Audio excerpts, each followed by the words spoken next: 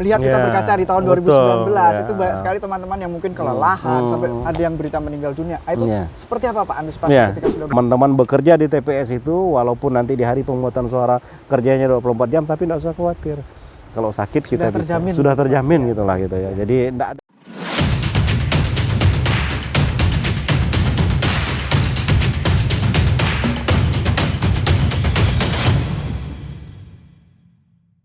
Halo teman pemilih, bagaimana kabarnya? Semoga sehat selalu dan tetap semangat karena hari ini Rabu 23 Agustus tahun 2023 itu tepat 174 hari lagi untuk pelaksanaan pemilu serentak tahun 2024 yang akan dilaksanakan pada 14 Februari tahun 2024. Nah, saya Gabriel Girdian akan menjadi host untuk teman pemilih sekalian pada podcast KPU Kabupaten Kayong Utara yang dilaksanakan perdana episode kali ini. Dan pada episode kali ini kita kedatangan tamu yang spesial. Beliau ini merupakan komisioner dari KPU Provinsi Kalimantan Barat, Ketua Divisi Sosialisasi, Pendidikan Pemilih, Partisipasi Masyarakat dan Sumber Daya Manusia, Bapak Kartono Nuryadi SSI. Selamat datang Bapak di podcast KPU Kabupaten Kayong Utara. Bagaimana kabar Pak untuk hari ini? Baik. Alhamdulillah, syukur ya. Kalau saya lihat nih Pak Kartono ini fresh sekali hari ini nih. Apa ini Pak tipsnya nih Pak? Ya, tipsnya yang pertama kita bangun pagi harus bersyukur. Kita masih diberi napas, kita masih diberi kesempatan untuk menjalankan tugas-tugas kepemiluan kita. Karena di KPU itu kita harus siap dengan segala kondisi, termasuk siap bekerja 24 jam. Nah, jadi kalau bangun pagi, kalau kita sudah bersyukur, kita sudah niatkan pekerjaan kita ibadah, kita yakin saja kita akan rileks menjalankan tugas-tugas kepemiluan dengan konsep kita sersan, serius tapi santai. Gitu dia. Oke, begitu teman pemilih ya. Jadi memang kita harus selalu bersyukur dan di tahapan yang sangat padat ini Pak. Ini ada sedikit pertanyaan nih Pak di benak saya bahwa kita ini padat, tetapi kita bersyukur juga sudah dibantu oleh teman-teman ad hoc. Nah, ini yang jadi pertanyaan nih Pak. Sebelum pemilu, untuk persiapan pemilu 2024 ini, bagaimana peran ad hoc sebelumnya Pak? Mungkin bisa diceritakan dari pengalaman Bapak Kartono.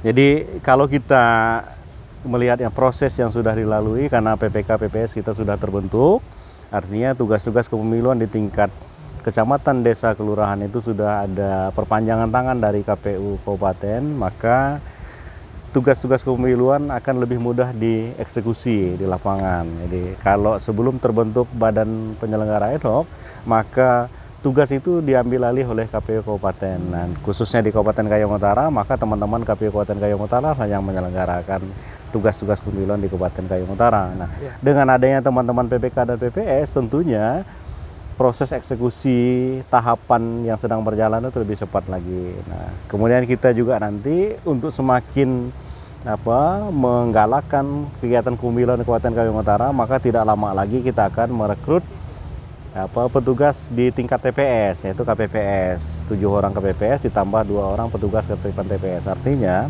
pasukan Komisi Pemilihan Umum Republik Indonesia sampai ke jajaran yang paling bawah di KPPS itu akan lebih solid lagi. Nah, tentunya karena tujuan kita pemilu 2024 ini bukan hanya sekedar pesta demokrasi, tapi sebagai sarana integrasi bangsa. Nah, eksekusinya harus secara sempurna dilakukan oleh KPU Kabupaten Kota, khususnya Kabupaten Kayong Utara. Nah, demikian Mas. Nah, berkaitan dengan KPPS nih Pak, kan kita juga sudah tahu PPK sudah direkrut, PPS sudah direkrut, itu kan kita sudah mengikuti perkembangan zaman Pak. Kita menggunakan sistem Siakba sesuai dengan keputusan nomor 438 tahun 2022 tentang penggunaan Siakba. Nah, kedepannya ini untuk perekrutan KPPS sendiri apakah menggunakan sistem yang sama atau seperti apa Pak? Ya, jadi betul, jadi ada perbedaan proses rekrutmen badan ad hoc dan juga KPU Provinsi dan Kabupaten Kota untuk pemilu 2024. KPU melalui Pusdatin jadi merancang sistem informasi badan ad hoc, anggota KPU dan badan ad hoc. Jadi mekanisme rekrutnya melalui Siakba. Nah, tentunya untuk KPPS, karena kalau menggunakan murni Siakba, kita akan kerepotan juga untuk mencari. Maka nanti akan ada mekanisme bahwa proses rekrutnya bisa manual, tapi nanti diinput data KPPS kita ke Siakba untuk mengantisipasi, karena bisa saja ada daerah-daerah yang tidak ada sinyal. Jadi kalau murni 100% mereka harus apply permohonan sebagai badan ad hoc melalui Siakba, maka ada kemungkinan daerah-daerah yang nanti tidak terpenuhi kuota KPPS-nya, karena kan jumlahnya paling banyak nih KPPS. Kalau PPK kita hanya mencari 5 orang. Artinya kalau kita untuk proses administrasi hanya 3 kali dari jumlah kebutuhan 15 orang. Tapi kalau untuk KPPS, karena 7 orang KPPS ditambah 2 orang petugas settlement TPS, jumlahnya banyak, maka ada kemungkinan nanti ada kebijakan dari KPU RI, prosesnya tetap melalui Siakba, tapi apakah nanti beberapa dokumennya tidak langsung diupload oleh yang bersangkutan ke Siakba, tapi yang upload misalnya KPU Kabupaten Kayong Utara yang melakukan proses upload dokumennya, dibantu oleh KPU Kayong Utara, atau bisa didelegasikan ke PPK juga untuk membantu proses upload dokumen bagi calon KPPS di wilayah kerjanya masing-masing. Jadi ini semata-mata untuk membantu masyarakat supaya mau terlibat sebagai penyelenggara pemilu di tingkat TPS, tujuannya untuk menyukseskan pemilu 2024 sebagai sarana integrasi bangsa. Nah itu masalahnya. Oke Pak, kalau dari yang saya tangkap dari yang Bapak jelaskan itu kan bahwa KPU sudah mempersiapkan antisipasi apabila ada daerah yang tidak terjangkau oleh koneksi internet. Tetapi nih Pak, kan terkadang orang mempertanyakan bagaimana dengan transparansi penilaian, lalu proses hasilnya seperti apa itu, bagaimana Pak dari KPU?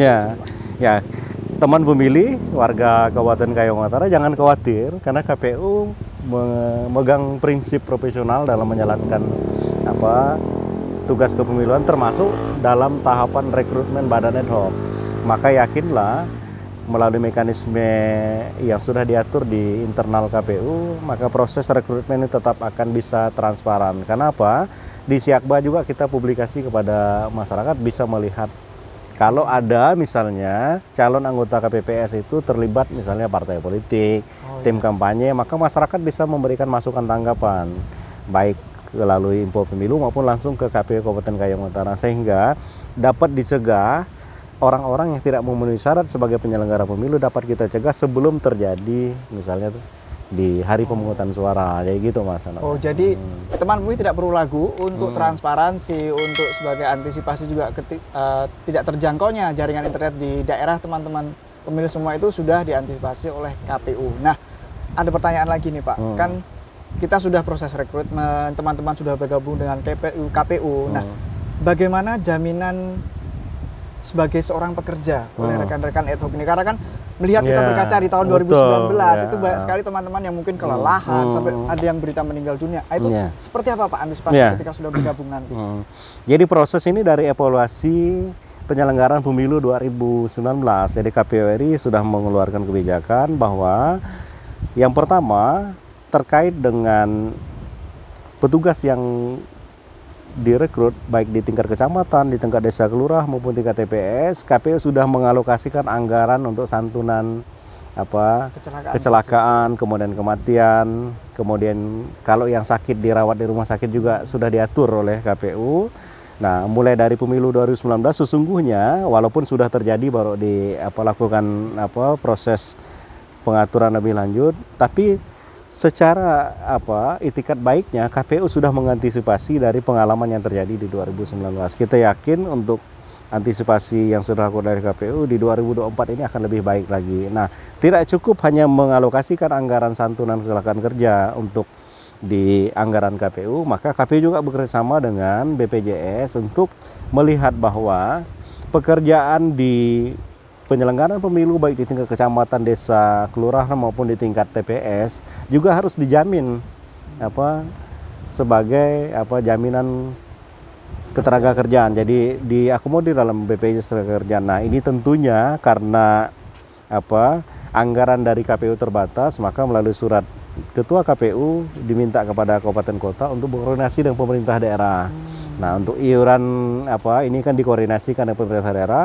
Jika pemerintah daerah menyanggupi untuk memfasilitasi pembayaran iuran untuk BPJS tenaga kerjaan, maka dikoordinasikan oleh KPU Kabupaten Kayong Utara dengan pemerintah daerah Kabupaten Kayong Utara. Nah, kalaupun tidak, maka kalau ditarik dari yang bersangkutan sungguhnya kan nominalnya tidak besar dibandingkan dengan manfaat yang didapatkan untuk jaminan bahwa teman-teman bekerja di TPS itu walaupun nanti di hari pemungutan suara kerjanya 24 jam tapi tidak usah khawatir.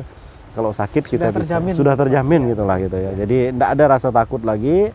Nah, supaya penyelenggaraan pemilu 2024 ini tidak hanya sebagai sarana integrasi bangsa, tapi sebagai proses demokrasi yang kita jalankan dengan riang gembira, tanpa ada rasa takut, tanpa ada rasa menghantui seperti misalnya yang terjadi di masa lalu, misalnya gitu ya.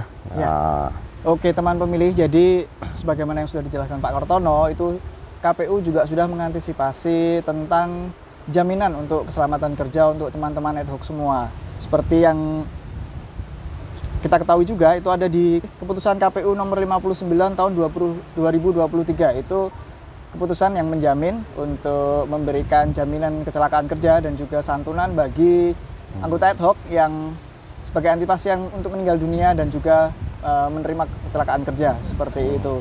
Oke, teman pemilih, untuk menutup podcast kita pada kesempatan kali ini, boleh Pak Kartono untuk memberikan closing statement? Oh, siap. Oke.